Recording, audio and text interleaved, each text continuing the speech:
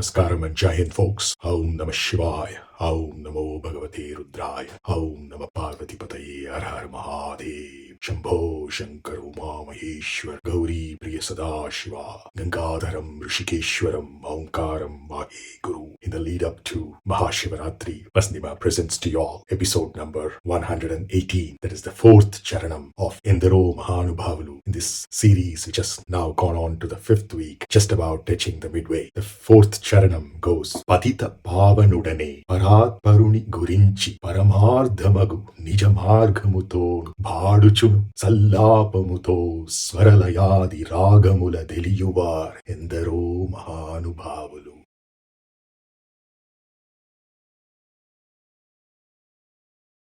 Sa sa ni pa re sa ni pa ga re sa ni pa ma pa pa ni sa re ga re sa re ma pa pa ni sa pa pa ma re ma pa ni pa sa ni pa re sa ni pa ga re sa ni pa ma re ga re sa ni éndarō mahānubhāvulu.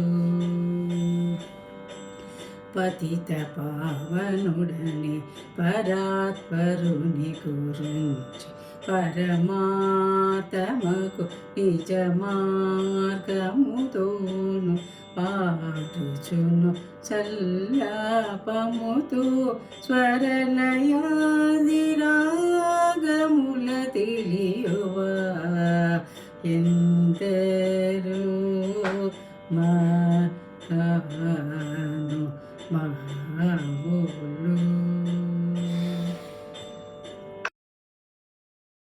Many people are familiar with many of these words, but in a very different context. But once we get into a spiritual path, especially that is advaitik, non-dual, we tend to look at things from an entirely different perspective, and that is as it is. And that's how we get into these mystical ways of looking at things. And in that context, this first word, patita, many people have heard this. Patita pavan sitaram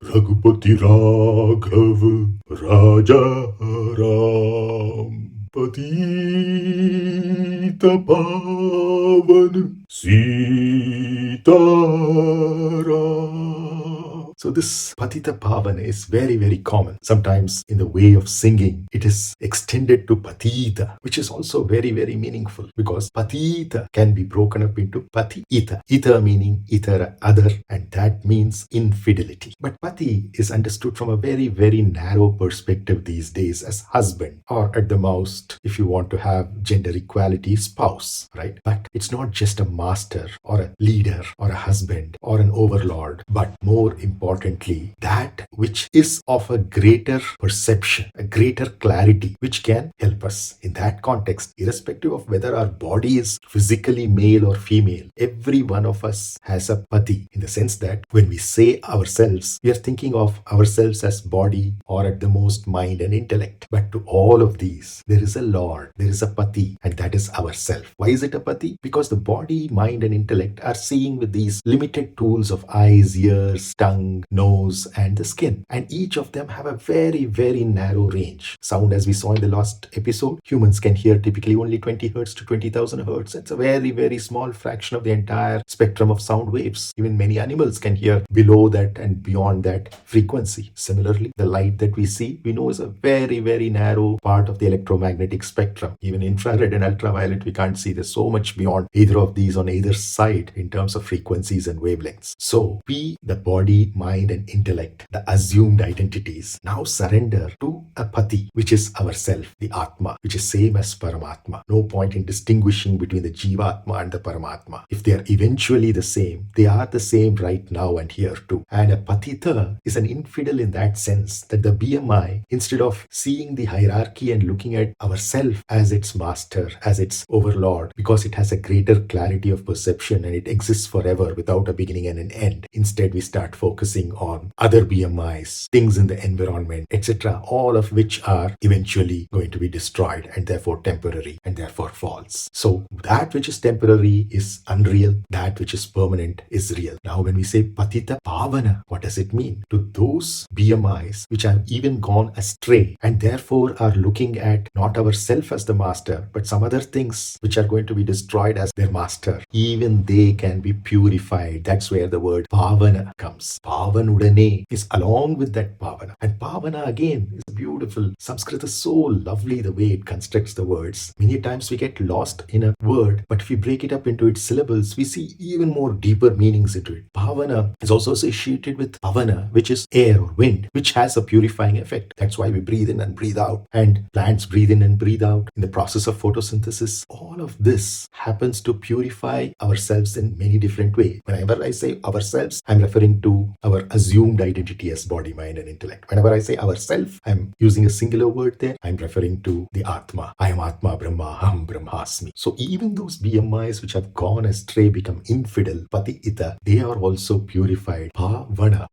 the photosynthesis in the vana, the forest, which is essentially a purifying process. Udane, along with not only the patita pāvana, but also parātparuni. Para means the other again, just like patita. Para means that which is foreign to us, and parātpara means that which is foreign to foreign, right? And what does that essentially mean? The supreme of supreme beings, very unplanned, but coming in the time of Mahashivaratri. This is amazing blessing and grace, because we talk about Dev Mahadev. The patita pāvana is our own everythingness or Vishnu, whereas parātparuni is Dev Mahadev, foreign to the foreign, that is to the tamoguna, below the Muladhara chakra of the 7 Tala chakras all the way to Patala. The Devas or the Rajoguna of Muladhara, Swadhisthana and Manipura seem to be para. To those Devas, the Sattva guna of the Anahata, Vishuddhi and Agnya seem to be para. And to even the Sattva guna people, the Trigunatita state of Sahasrara, which is what Shiva is, our own nothingness, that is parātpara. So patita pāvanuḍané, parātparuni, guriñci. Guri vekkirudhu we say, guri idodu in Tamil and Kannada respectively. That is targeting our goal, guriñci. So from the Vishnu state of our own everythingness all the way to the Shiva state of our own nothingness is a target, and it has 2 pit stops: the Vishuddhi chakra of creativity and the Agnya chakra of energetics, Saraswati Brahma and Parvati. Via these, once we reach here, just through grace we float up here. That's what is meant by paramārdhamagu. Again, parama, the word supreme, that which is beyond. Meta, which is very common today thanks to Facebook making it popular, but many other meta technologies. Paramārdhamagu, artham, meaning in many Indian languages, all of which are derived eventually from Sanskrit. You see that paramārdhamagu, anything that we read, learn, hear or talk has a certain level of meaning, and the same thing as we keep repeating and as we mature, evolve spiritually, takes on an entirely different meaning, entirely different context. And that is what we are talking of, the ultimate meaning in the Trigunatita state, not only at the Sahasrara, but above that, the Matru-Pitru state and the Guru Gayatri state. I'm recording this on a Thursday, Guruvara. Aum Hamsa Hamsaya Vidmahe Paramahamsaya Dhīmahi Tanno Hamsa Prachodayat. And Gayatri, Aum Bhu, Aum Bhuva, Augum Swa, Aum Maha, Aum Janaha, Aum Tapaha, Augum Satyam, Aum Tat Saviturvarenyam Bhargo Devasya Dhīmahi Dhyo Yonaha Prachodayat. Aum Apo Jyoti Rasomritam Brahma Bhurbhuvasvaro. Paramārdhamagu is the supreme meaning, the ultimate meaning of everything that you are able to gather, not only through the sense organs, but through the mystical third eye of seeing things as they are, with a clarity of perception, ultimate clarity of perception. That is nija mārgamu. Nija. Again, Tamil we say nijam, in Kannada we say nija, and many other Indian languages also. But we've taken it for granted. But again, even a small word, 2-syllable word nija, you see how much deeper the meaning is once you break it up into 2. Nija. Ni means no, not. Ja, born, janma. Nija means that which is unborn, that which has existed forever because it doesn't have a birth. And that is the ultimate truth. So we define truth not as an opposite of a lie, or not as an opposite of something that is false, because we are now beyond, or meta, the world of opposites. And that is what the real nija means. Nija means that which is permanent, that which doesn't have a beginning, that which doesn't have an end, that which is eternal, that which is sanatana, that is our sanatana dharma. So nija margamu, what is the margam? Is the path, The path that we take is an inward path. I've told you many a times, both on VasanthiMā's channel and on Kadam. In is the only way out of any issues, of anything that you think is a problem in life, whether it's about finances, it's about education, it's about profession, it's about family, relationships, society, nation, wars, natural calamities, everything, absolutely, unexceptionally. The only way out is in, as I said. That is the nija mārgam. So, patita pāvanuḍané, parātparuni guriñci,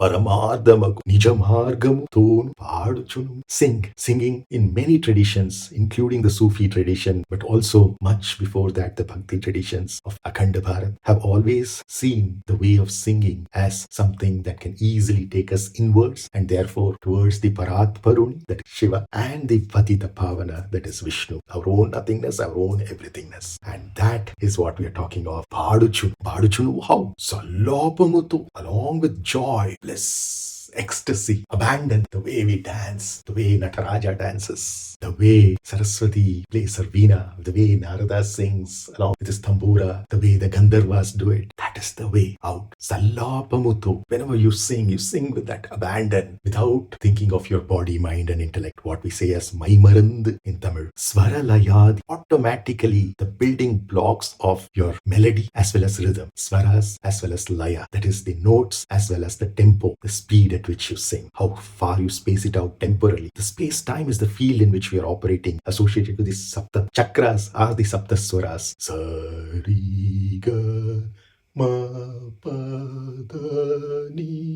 So you see, everything is mapped to each other conformally. And svara, layādi, what? Rāgamula, déliyu. So the raga or the melody that results, you understand that. And there are numerous such people. éndarō, mahānubhāvulu. Again, maha, I repeat, is not just great, or even if you think of it as great, what it really means is, why is somebody great? Why is something great? Because and only because it is fulfilled, fully satisfied, and therefore needs nothing for itself, but wants to give. Because it has so much infinite. Purnamada purnamidam purnāt purnamudachyate. Purnasya purnamadhāya purnamevāvashishyate. How much ever we give, we only gain. That is the state in which we, éndarō, mahānubhāvulu, are. The advaitik insights, as always, innumerable. éndarō, quantumly fulfilled. Mahānu, perceptively experiential seers. Bāvulu, the experience is the bhava, the emotions, whatever we experience, perceptively. They see things the way they are, with absolute clarity, despite being previously hosted by prodigally-infidel bodies, minds, and intellects, BMIs. Prodigally-infidel, patita, which have been off track and off-roading. Patita. I'm now talking of the patha, big tha, which is said with a flow of air, breath, not patita, but patita. So these prodigally infidel BMIs, patita, have been off track and off-roading, patita, allured by and flirting with illusorily fantasized, non-existent command centers, right? Allured by, flirting with, illusory, patita is what I'm talking about, illusorily fantasized, non-existent command centers. Non-existent, why? Because they appear, they're only in appearance, and they will vanish soon. They had a beginning, they will have an end, because they are other than ourselves. Patita. So we talked about the same thing in three different ways. Patita, patita, and now patita. So have now redeemed the accompanying opportunity, aerated, as in pranayama, as in photosynthesis, purged, aerated, purified, and recharged. Pāvanuḍané. How? By recognizing, or rather recognizing, as I always stress, not only with Sanskrit I break up the syllables, but with English also, because as Milderant says, Sanskrit is the mother of all languages, including the so-called foreign languages like English. And therefore, you see, recognizing is such a beautiful word. Realization is such a beautiful word. You go to what is reality, right? The reality check. Similarly, recognizing what? Recognizing ourselves, supreme supremacy. Parātparuni,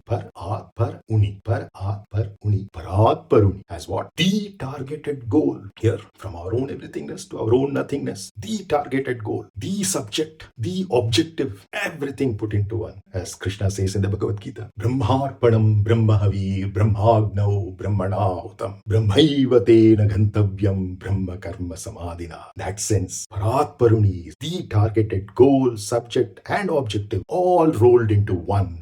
pinpointedly, guriñci, like an arrow, how it shoots up to the target, guriñci, and supremely meaningful with advaitik insights, like what you've been hearing from me in these discourses, episode after episode. Supremely meaningful with advaitik insights. What is that? Paramārdhamagu, paramārdhamagu, parama, ardham, at the end of parama and at the beginning of ardham. Together they become paramārdhamagu. Supremely meaningful with advaitik insights to what? To the one and only eternal, sanatana, real, and thus unborn entity, that which is not born. What is that? Ourself, the Atma, nija, to which the only path is inward, mārgamutōnu, dancing and singing. Of course, dance is not specifically directly mentioned by Tyagaraja here, but I can't think of singing without dancing. They go one with the other for me. Bāḍucunu, how joyously, not just singing E118, right? Bāḍucunu, joyously, how? Sallāpamutō, with the fundamentally basic building blocks of what?